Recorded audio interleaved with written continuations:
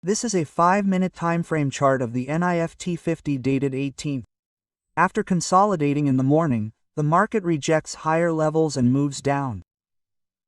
In this chart, you had the opportunity to enter a short trade here and a long trade at this level. However, many traders may have missed it. Let's face it, it was difficult to catch this reversal trade. However, you could have entered a short trade here, and it was even easier because the chart itself was giving you trade entry signals. You just needed to recognize those signals. But you failed to recognize these signals. So, in today's video, we'll learn how to identify these trade entry signals on the chart and enter. To learn this, we'll look at live chart examples. Notice how, at the beginning of the day, the market attempts to create a support area by forming equal lows on the chart. A small trend line also forms at a higher level. This means that retail traders are waiting for these two levels to break out so they can enter trades in the direction of the breakout. This means that points of interest have formed on both sides of the chart. This has resulted in a greater amount of liquidity generated here than elsewhere on the chart. Now, you might be wondering what these points of interest are. Points of interest are those levels or areas on the chart where retail traders place orders in higher volumes than elsewhere. This means they are more interested in entering trades at these levels than elsewhere.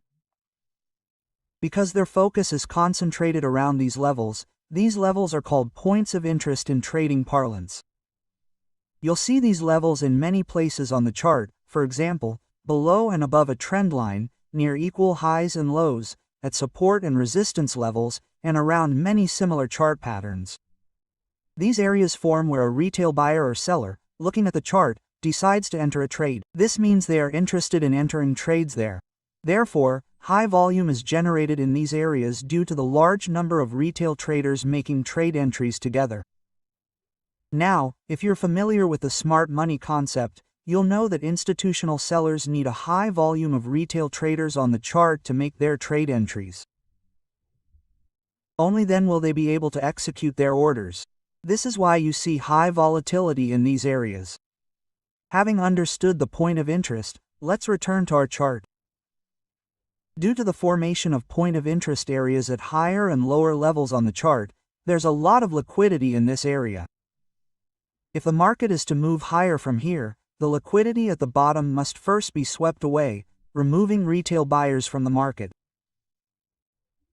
Similarly, if the market is to move lower, the retail traders waiting to short sell at higher levels must be eliminated. After a while, the price takes support from below and slowly moves up, breaking its previous high in this trend line.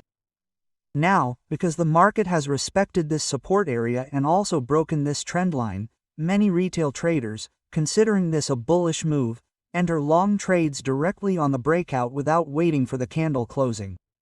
This results in their stop losses being set at lower levels. Now, on the chart, buyers have stop losses here and retail sellers have stop losses here. This has created liquidity here.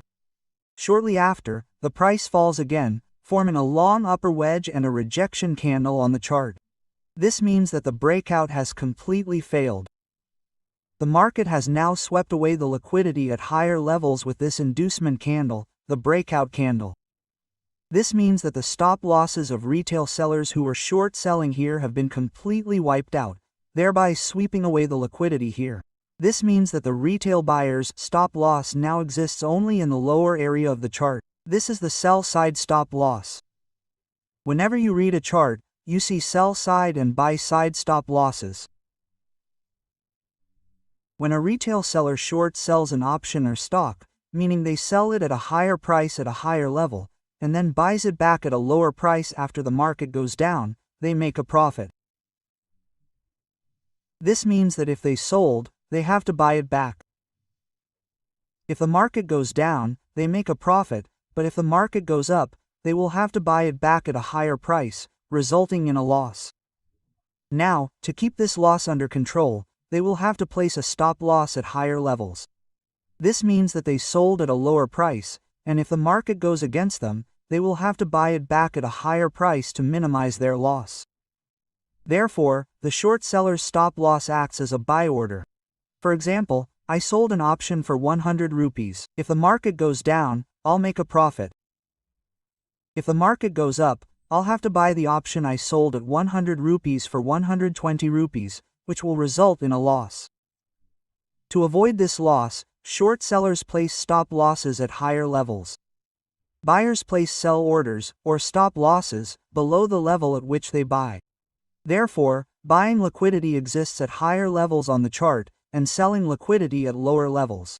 This was a basic concept, but I believe that unless you have a clear understanding of the basics, you can't understand swept away the liquidity at higher levels. This means there are only two possibilities. Either the market will move down from here, siphoning off the liquidity present below, or if it wants to move up, it will have to pause for a while and then regenerate liquidity from retail traders.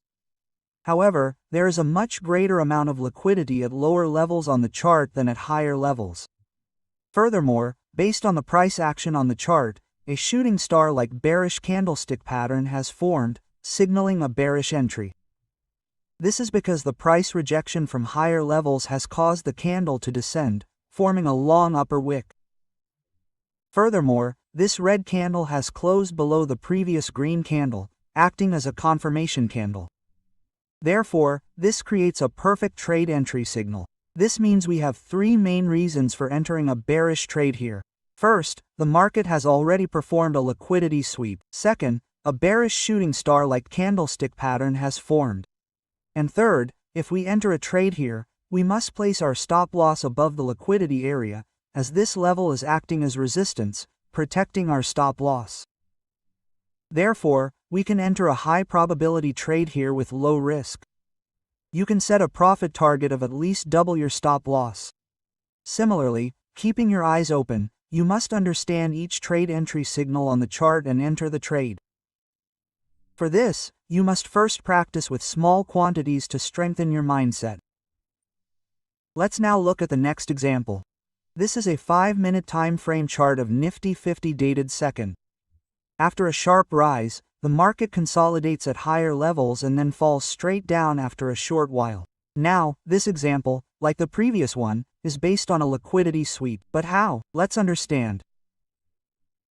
When the market is in this consolidation phase, many retail buyers, who didn't get a chance to buy below, wait to enter a long trade on a breakout in this area.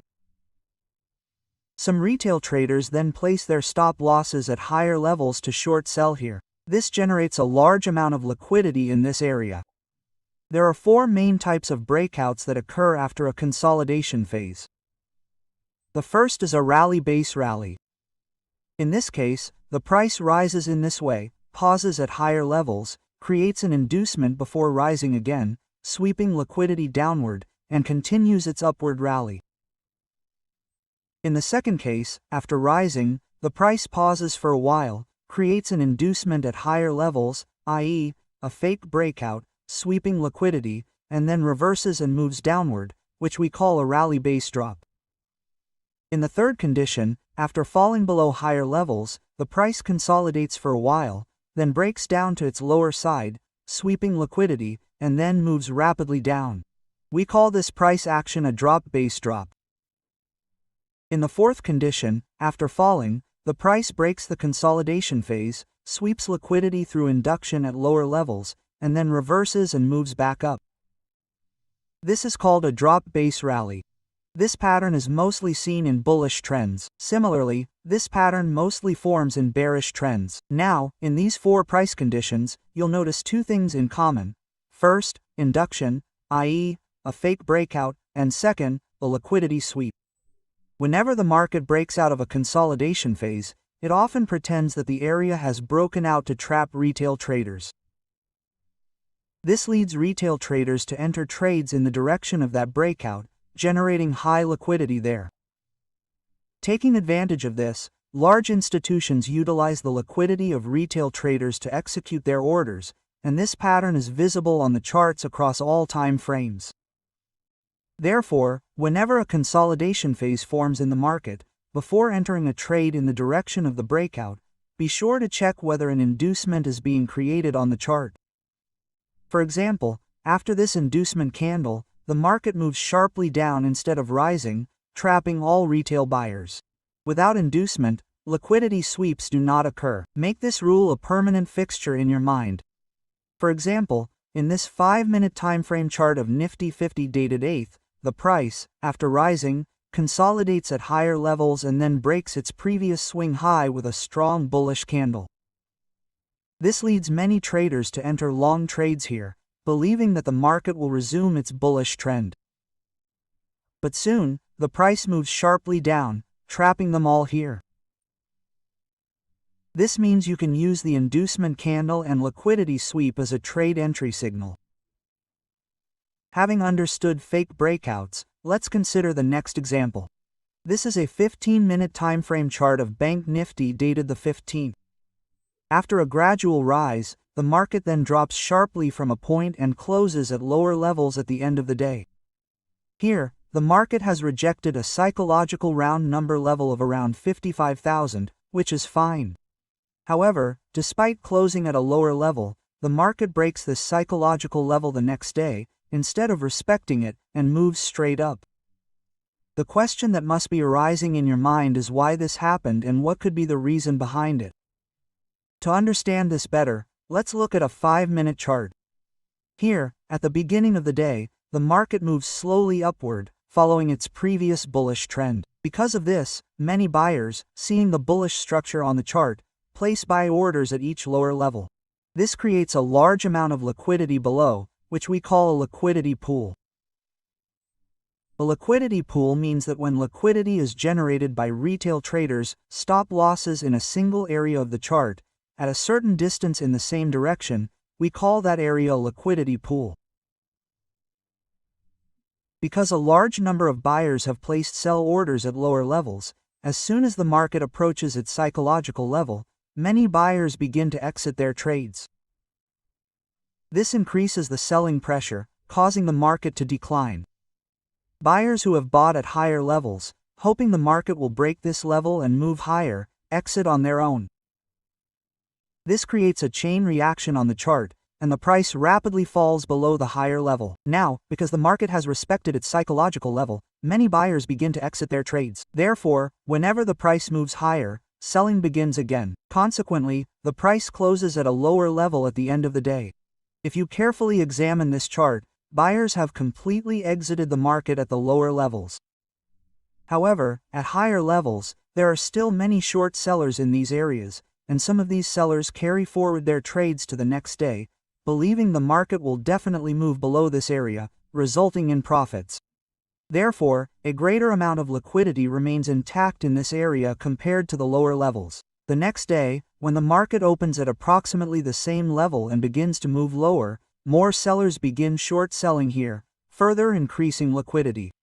After a brief decline, the market hits the stop losses of the remaining buyers in this area, driving them out of the market, and then moves straight up, wiping out the liquidity on the higher side. A similar situation can be seen on the 5-minute charts of State Bank of India on the 18th and 19th. The market, falling from higher levels, generates liquidity for short sellers. As soon as the market opens on the 19th, the price drops, driving buyers out of the market, before quickly reversing upwards. This triggers a chain reaction, triggering short covering. If you search, you'll find many such examples everywhere. Therefore, whenever you look at a chart, your focus should be on drawing support and resistance levels, as well as understanding what actually happened. Only then will you be able to read the chart and plan trade entries accordingly.